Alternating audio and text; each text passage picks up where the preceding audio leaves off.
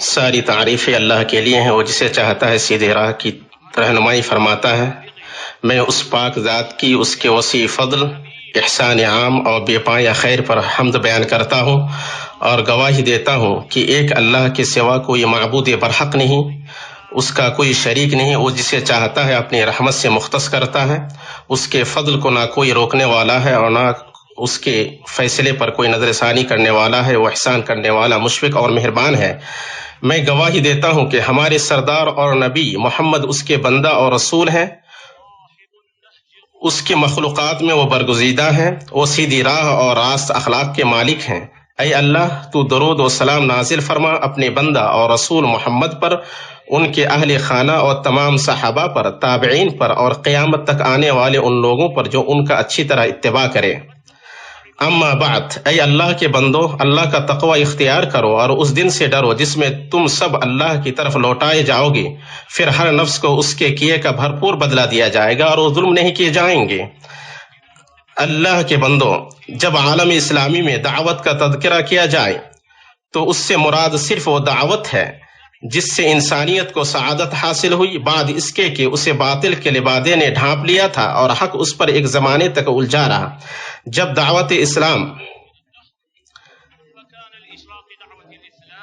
دعوت اسلام اس پر سایہ فگن ہوئی اور اس کا سایہ پھیلا تو اس کا سودمند مرہم جیسا اثر ہوا، جس سے اللہ کے حکم سے بیماری دور ہوتی ہے اور بیمار شفایاب ہوتا ہے۔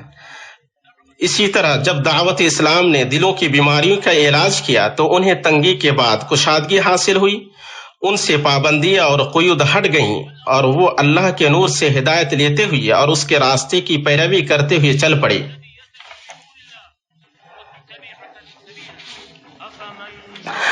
پس جس شخص کے سینے کو اللہ نے اسلام کے لیے کھول دیا تو وہ اپنے رب کے نور پر ہے۔ آیا وہ شخص جو مردہ تھا پھر ہم نے اسے زندہ کیا اور اس کے لیے نور بنایا کہ اس کے ذریعے لوگوں میں چل پھرے؟ اس کی طرح وہ شخص ہو سکتا ہے جو تاریکیوں میں ہو اور ان سے نکلنے والا نہ ہو۔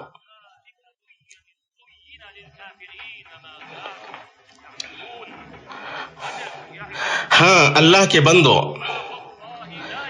وہ دونوں برابر نہیں ہو سکتے۔ اللہ نے مومن کو زندہ کیا بیں طور کہ اس کے دل میں ایمان کا وہ نور ڈالا جو اسے سیدھی راہ کی رہنمائی کرے اور اسے جائے قدم کی نشاندہی کرے، چنانچہ وہ ان قدموں کو ہدایت و بصیرت کے ساتھ رکھتا ہے جس سے وہ پھسلنے سے محفوظ رہتا ہے اور دور کی گمراہی کے گڈھے میں گرنے سے بچ جاتا ہے۔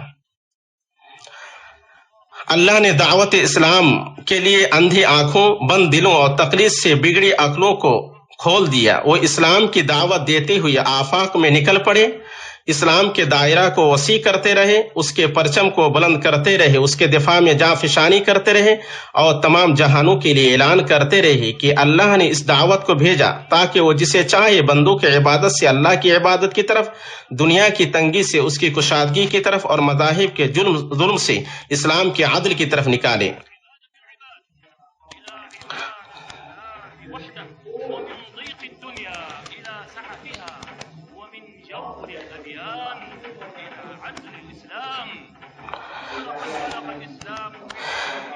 اسلام اپنے داعیان کے ہاتھوں پہلی صدیوں میں بہت دور تک واضح انداز میں پھیلا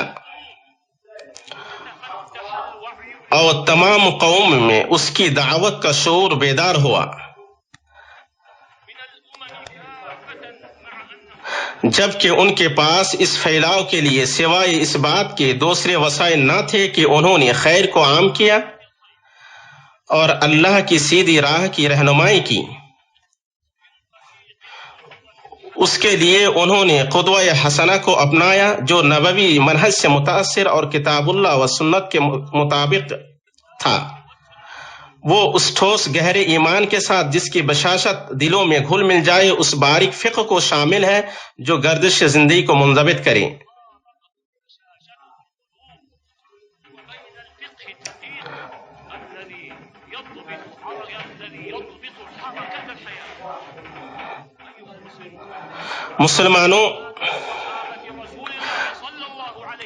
اصحاب رسول صلی اللہ علیہ وسلم میں کچھ ایسے تھے جو اپنی تعلیم میں قرآن کی 10 آیت سے آگے نہیں بڑھتے جب تک ان کے معنی سمجھ نہ لیتے اور ان کے مطابق عمل کر نہ لیتے، اور انہیں اللہ ان سے راضی ہو۔ اللہ سبحانہ کے فرمان، ترجمہ: قسم ہے زمانے کی، بے شک انسان گھاٹے میں ہے سوائے ان لوگوں کے جو ایمان لائے اور نیک اعمال کیے اور ایک دوسرے کو حق کی تلقین کی اور باہم صبر کی وصیت کی کہ میں ایسا مواد ملا جو زندگی کا صحیح سالم رخ تیار کرتا ہے،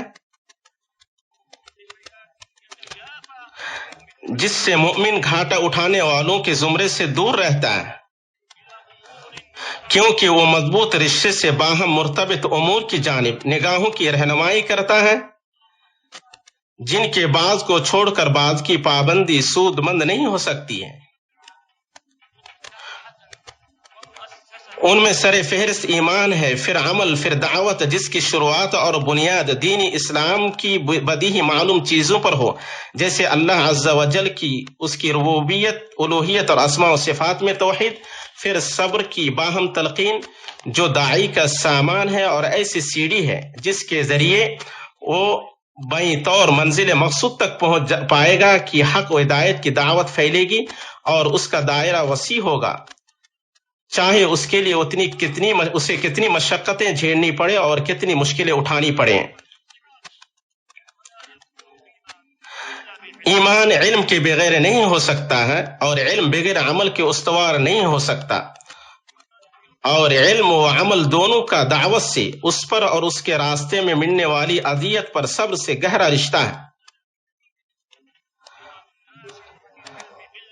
اللہ اور اس کے دین کی معرفت سے پیدا ہونے والا ایمان ہی انسان کو اللہ کا راستہ اختیار کرنے پر آمادہ کرتا ہے، جس میں اللہ کے فرمان کی تعمیل ہے۔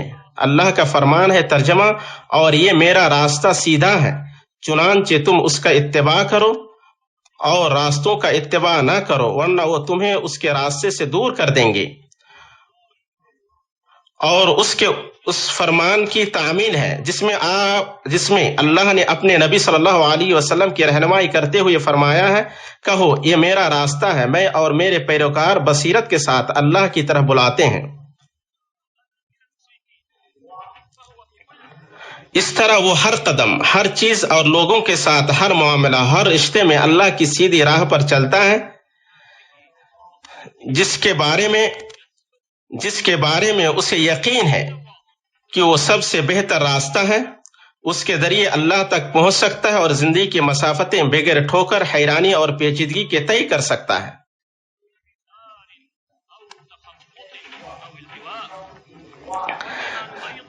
اسی طرح ایمان اسے اس بات کے لیے آمادہ کرتا ہے کہ حق پھیلائے، اس پر عمل کرے اور اس کی دعوت دے۔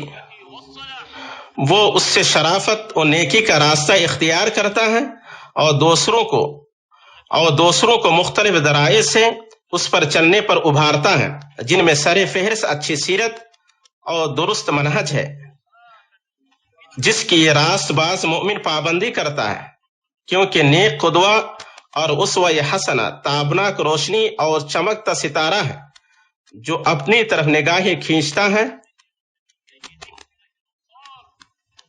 اس سے روشنی مستعار لی جاتی ہے اور اس کی روشنی کی مدد سے راستہ ملتا ہے۔ یہ اس شخص کا معاملہ ہے جو بصیرت کے ساتھ اللہ کی طرف بلائے اور حکمت اور اچھی نصیحت کے ساتھ دعوت دینے میں قرآن کا منہج اپنائے، وہ ربانی منہج جس کا حکم اللہ نے اپنے نبی صلی اللہ علیہ وسلم کو دیا ہے۔ اللہ کا فرمان ہے، تم اپنے رب کے راستے کی طرف حکمت اور اچھی نصیحت کے ساتھ بلاؤ اور ان کے ساتھ مباحثہ کرو اس طریقے سے جو سب سے بہتر ہو، بے شک تمہارا رب زیادہ جاننے والا ہے اس شخص کو جو اس کے راستے سے بھٹک گیا، اور وہ ہدایت یافتگان کو زیادہ جاننے والا ہے۔ اور خاتم النبیین اور امام المرسلین صلی اللہ علیہ وسلم کے نقش قدم پر چلتے ہوئے شفقت، نرمی اور انسانی ہمدردی کا معاملہ اپنائیں۔ نبی کریم صلی اللہ علیہ وسلم نے اس کے اچھے انجام و خوشنما اثرات کو اپنے ان الفاظ میں بیان فرمایا، نرمی کسی چیز کے اندر نہیں ہوتی ہے مگر وہ اس سے سنوار دیتی ہے، اور کسی چیز سے نہیں چھینی جاتی ہے مگر وہ اس سے بدنما بنا دیتی ہے۔ اور عائشہ رضی اللہ تعالی عنہا سے فرمایا، تم ہر اللہ تعالی نرم ہے اور اللہ تعالی ہر چیز میں نرمی کو پسند فرماتا ہے۔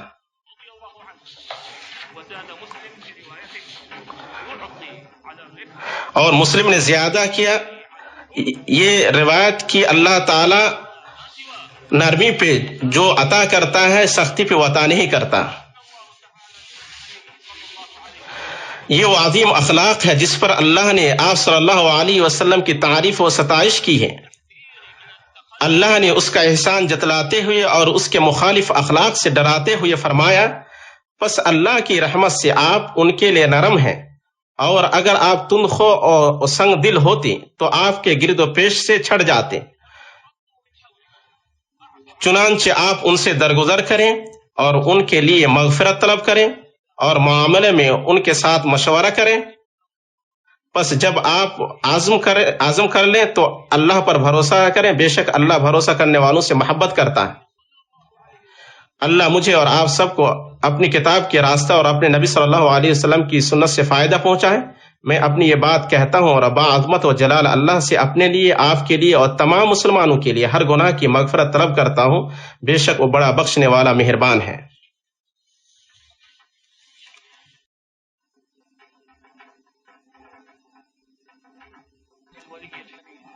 ساری تعریفیں اللہ کے لیے ہیں جو دوست، مددگار اور لائق حمد ہیں۔ وہ جو ارادہ کرے اسے پوری طرح کرنے والا ہے۔ میں اس پاک ذات کی حمد بیان کرتا ہوں اور میں گواہی دیتا ہوں کہ ایک اللہ کے سوا کوئی معبود برحق نہیں، اس کا کوئی شریک نہیں، اور میں گواہی دیتا ہوں کہ ہمارے سردار اور نبی محمد اس کے بندہ اور رسول ہیں۔ اے اللہ، تو درود و سلام نازل فرما اپنے بندہ اور رسول محمد پر، ان کے اہل خانہ، صحابہ و تابعین پر، اور قیامت تک آنے والے ان لوگوں پر جو اچھی طرح ان کا اتباع کرنے والے ہیں۔ اما بعد، اے اللہ کے بندو، داعیان ہدایت اور فضیلت کے مشعل برداروں کے لیے بھرپور اجر اور عزت افزا ثواب وارد ہوا ہے، جیسا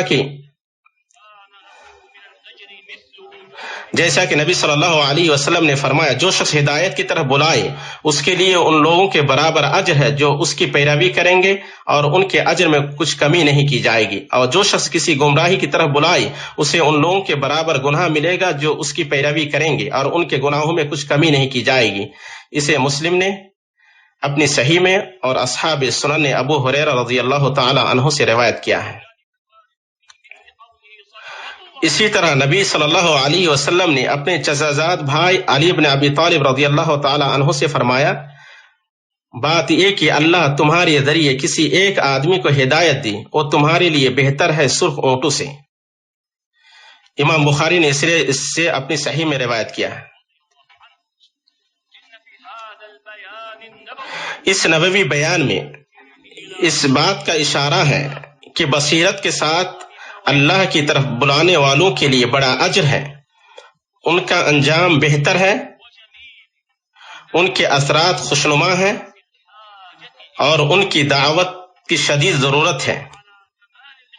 یہ سب انہیں اس بات پر آمادہ کرتا ہے کہ وہ دعوت پر مکمل متوجہ ہوں، اس کے معاملے کی پوری دیکھ ریکھ کریں اور اس کے حقوق کی حفاظت کریں، مشقتیں برداشت کریں، اس کو انجام دینے کی راہ میں مشکلوں پر صبر کریں، اور اسے اس طریقے پر انجام دے کہ اللہ اسے اجر فزوتر کرے، ذکر بلند فرمائے اور منزلت بڑھائے۔ اے اللہ کے بندو، اللہ سے ڈریں اور بصیرت کے ساتھ اللہ کی طرف دعوت دے کر اپنے رب کی خوشنودی کا دروازہ، اپنے بھائیوں کو فائدہ پہنچانے کا راستہ اور اپنے وطن و امت کی ترقی کی راہ بنا لیں۔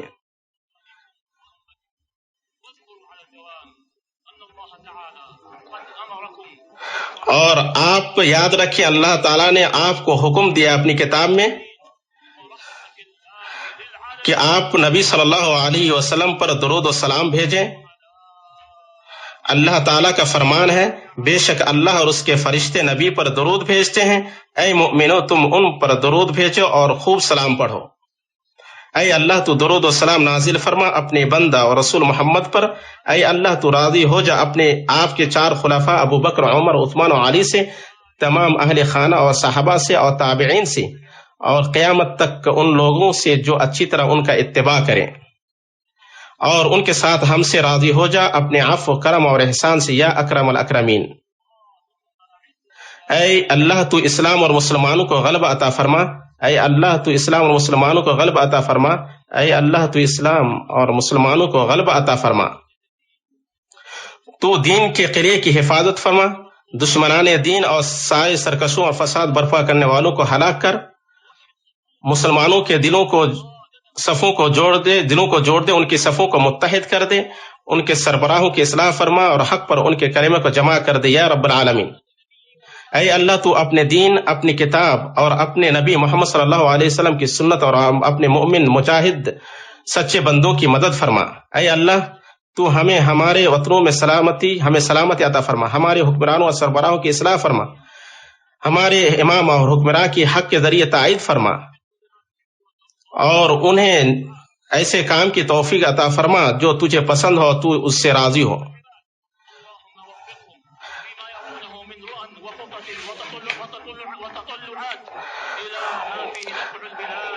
اے اللہ تعالیٰ تو ان کی امیدوں کو پورا کر۔